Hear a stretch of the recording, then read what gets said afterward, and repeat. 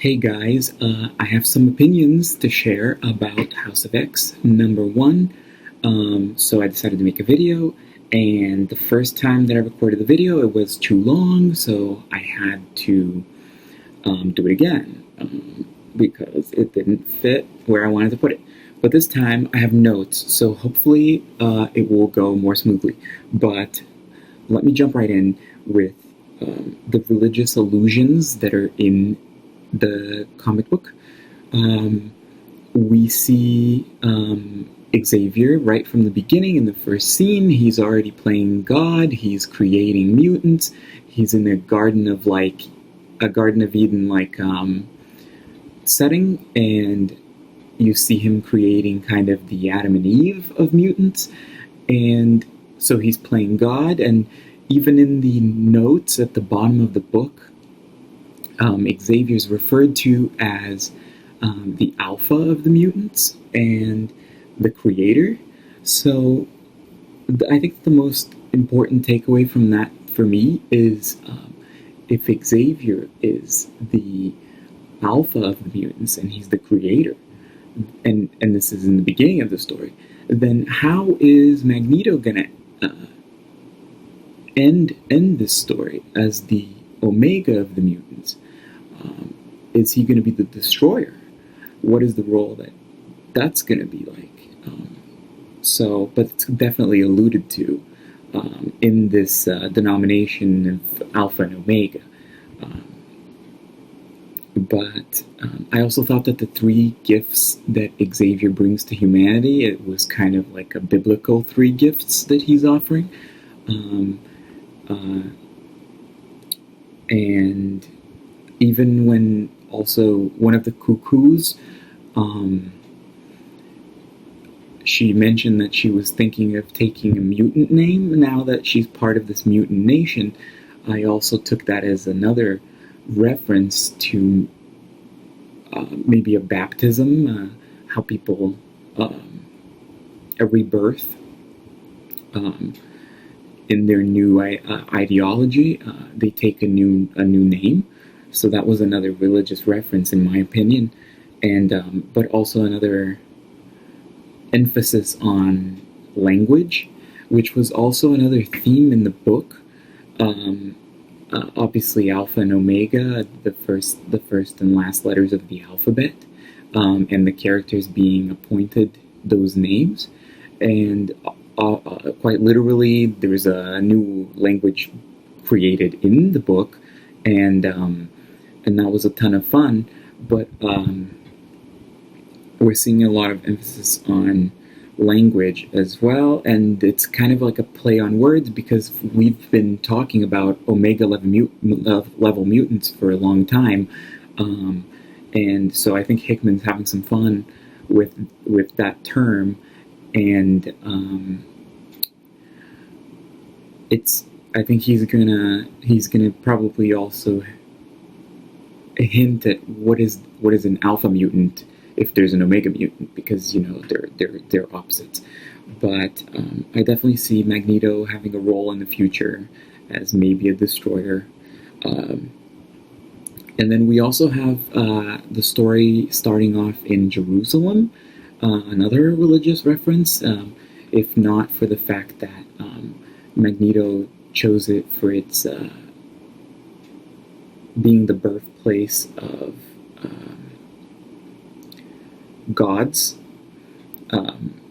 but then for a parallel to a state that was created for a group of people that had a common ideology and needed a place of refuge. So definitely that was a parallel in the comic book. And I just remembered as well that the logo for House of X, it's a circle with two arrows clashing, and that's definitely a hint at I think a clash between Alpha and Omega by the end of the story. But speaking of a haven for refugees, I think that it's not a coincidence that that Krakoa is placed in the center of kind of like the center of the world, because it can reach so many different continents. It's got within reach Australia and Asia and the United States coast and the South American coast, and I think that that's not an accident. I think that it will play politically in their favor, and maybe it's something that maybe war is being already planned on Xavier's part, and it's a strategic move to place yourself in the middle. But we see in the book trade treaties being brokered, so it's also an economic strategy. We see that a book called Marauders has been greenlit, so there's definitely going to be shipments that are going to go to these different continents. So it's definitely in the right place economically, in the center of those continents. And sending Magneto as an emissary definitely sends a message. Magneto, known ex-terrorist, and Magneto's a threat. If he wanted to appeal to the humans nicely, he would have sent Jean Grey or whatever. So that was a veiled threat as well. Not my first choice for a diplomat would be Magneto. But I definitely think that war is looming in the horizon. We also see a giant, basically what is a giant gun pointed in space. And what that tells me is that by the end of the story, there's going to be a war in space, because we've got this giant weapon up there. So, and that brings me back to when Magneto mentioned that there's never been a mutant war. Mutants have never started a war. And that's definitely a hint that by the end of this story, mutants will have started a war. And I expect that to play out in space. I fully do.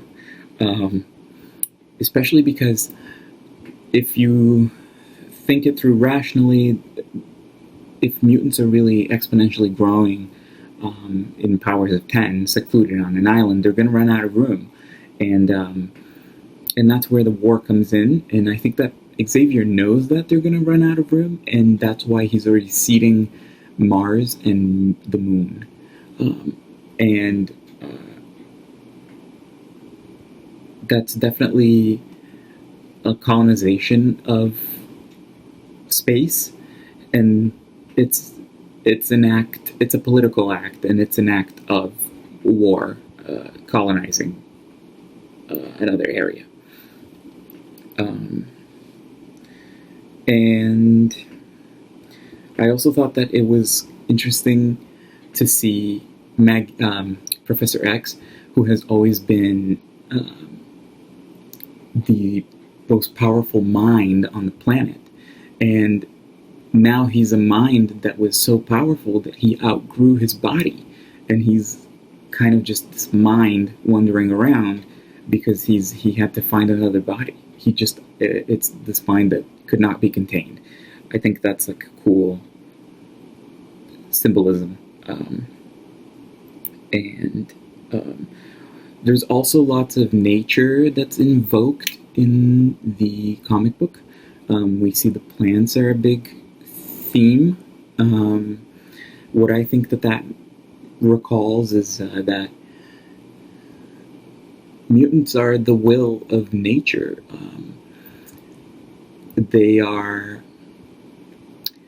the next evolution of life on Earth, and I see that also in the decision of mutants to not use manufactured and synthetic items. Everything that they're using is organic.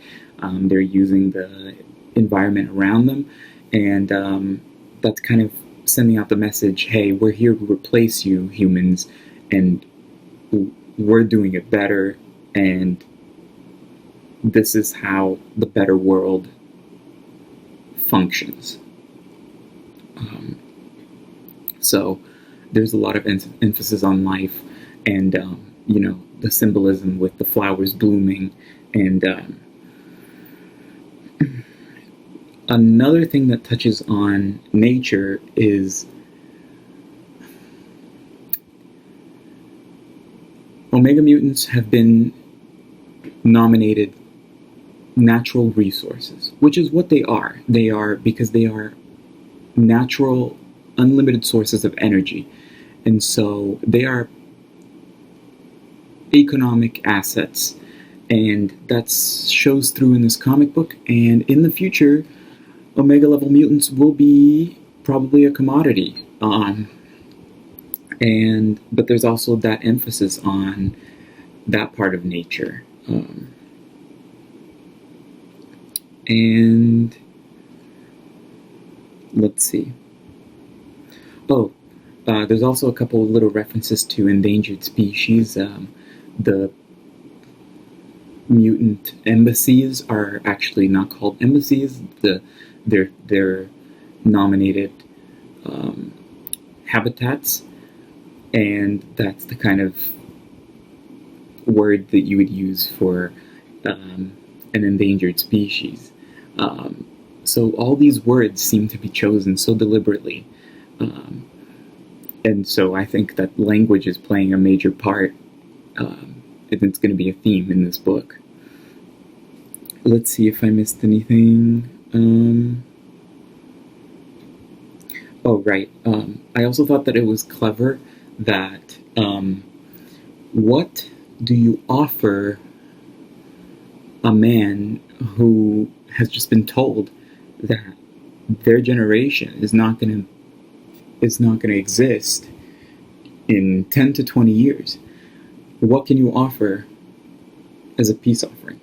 And obviously, at that point, money or any other goods they kind of lose their worth, because to a person who's been given a death sentence, what's money? So Xavier has reached out with what is the most valuable thing he could have offered, and that's an extension of life, the short life that the humans have left on Earth, and extending that life by 5 years, which is not that much. So just enough for a peace offering, but not enough that they